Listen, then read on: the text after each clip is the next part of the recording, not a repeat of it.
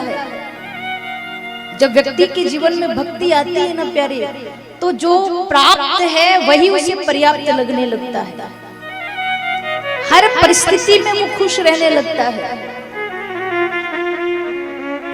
बार बार भगवान से शिकायतें भी नहीं करता। महाराष्ट्र के एक बहुत बड़े भक्त हुए हैं भगवान के, श्री तुकाराम जी महाराज। उनके जीवन की कई ऐसी घटनाएं घटी उनके जीवन काल में। एक बार ये विठलनाथ जी के मंदिर में गए तो साथ में एकनाथ जी और तुकाराम जी दोनों गए। दोनों भगवान को प्रणाम करने के बाद भगवान को धन्यवाद दे रहे थे। काय को दे रहे थे? एकनाथ जी महाराज विठलनाथ जी से कह रहे थे, बोले प्रभु आपका लाख लाख धन्यवाद, आपने इतनी समझदार पत्नी दी मुझे। कभी मेरी पूजा में, मेरी भक्ति में वो बाधा नहीं बनती, हमेशा मेरा साथ देती है, मेरे साथ पूजा पाठ करती है।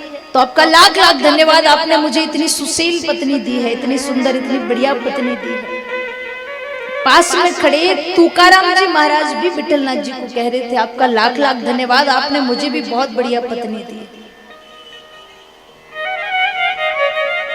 हकीकत क्या थी? एकनाथ जी की पत्नी तो सही में स्वभाव से बड़ी सरल थी, बड़ी अच्छी थी, पर तुकाराम जी की पत्नी स्वभाव से बहुत ज्यादा खराब थी। दान पुण्य करना नहीं, भजन करना नहीं, और अगर पति भजन करे तो उससे भी परेशानी होती थी, पति दान पुण्य करे तो उससे भी परेशानी होती थी। एक बार तुकाराम जी महाराज अपने खेत पर गए तो गन्ना बो रखा था। गन्ने काट करके एक गट्ठर बनाया, एक भारा बनाया, सिर पे रखा और अपने घर की ओर ला रहे थे। जैसे ही गांव में प्रवेश किया तो गांव के छोटे छोटे बच्चे दौड़ करके गए और मांगने लगे, एक हमें भी दे दो, एक हमें भी दे दो। तो एकनाथ जी महाराज ने एक एक करके सारे गन्ने बांट दिए। अब बांटते बांटते एक ही गन्ना बचा। ये तो अपनी मस्ती में मस्त होकर के बांट रहे थे, उधर घर के द्वार पर खड़े होकर पत्नी देख रही थी। दान वीर ने सारे बांट दिए, आने तो घर पे फिर बताती। जैसे ही तुकाराम जी महाराज घर आए तो देखा कि आज तो महाकाली का रूप धारण करके खड़ी है, बड़े गुस्से में देख रही है।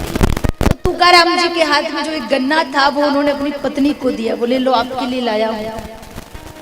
तुकाराम जी की पत्नी को इतना ज्यादा गुस्सा आया, उस गन्ने को उठाया और तुकाराम जी के सर पे जोर से मारा। गन्ने के दो टुकड़े हो गए। दोनों टुकड़े उठा करके और तुकाराम जी अपनी पत्नी को कह रहे, अरे वाह तुम कितनी समझदार हो, भगवान ने कितनी समझदार पत्नी दी है मुझे। तुकाराम जी की पत्नी कहे, मैंने तुम्हें अभी अभी मारा है और आप कह रहे हो कि समझदार पत्नी दी है। तो तुकाराम जी कहे कि आपने मुझे मारा थोड़ी है, आपने तो मेरी समस्या का समाधान मुझे बता दिया। कैसी समस्या? बोले जब सारे गन्ने मैंने बांट दिए थे, एक ही गन्ना बचा था, तो मैं बड़ा चिंतित हो रहा था, ये सोच सोच करके गन्ना एक है, खाने वाले हम दोनों पति पत्नी हैं, तो कैसे बंटवारा करेंगे। आपने एक ही गन्ने के दो टुकड़े कर दिए तो समस्या हल हो गई, एक आप खाओ दूसरा मैं खाऊं। और ये घटना जो घटी एकनाथ जी को मालूम थी। आज जब तुकाराम जी विठलनाथ जी के सामने धन्यवाद कर रहे हैं कि आपने मुझे इतनी बढ़िया पत्नी दी, तो एकनाथ जी कह रहे हैं कि भगवान से डर, कम से कम भगवान के सामने तो झूठ मत बोल। कल तुझे तेरी पत्नी ने गन्ने से मारा और तू कह रहा है कि बड़ी समझदार है, बड़ी अच्छी है, हर जन्म में ऐसी पत्नी देना। तो तुकाराम जी ने बड़ी अच्छी बात कही, कहा एकनाथ जी हो सकता था कि मेरे जीवन में कोई सुशील, धैर्यवान और सुंदर पत्नी का आगमन हो जाता तो शायद मैं भगवान विठलनाथ जी की सेवा न करके पूरा समय अपना अपनी पत्नी को ही दे देता।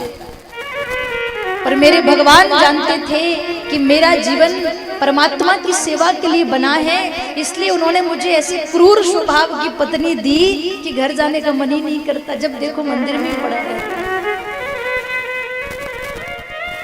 कहने का तात्पर्य है प्यारे, जब किसी की कड़वी बातें आपको सुनने में कोई परेशानी ना हो, जब किसी की कड़वी बातें सहन होने लगे तो समझ लीजिएगा कि हाँ अब भक्ति हमारे भीतर आई है, अब जीने का ढंग आया है।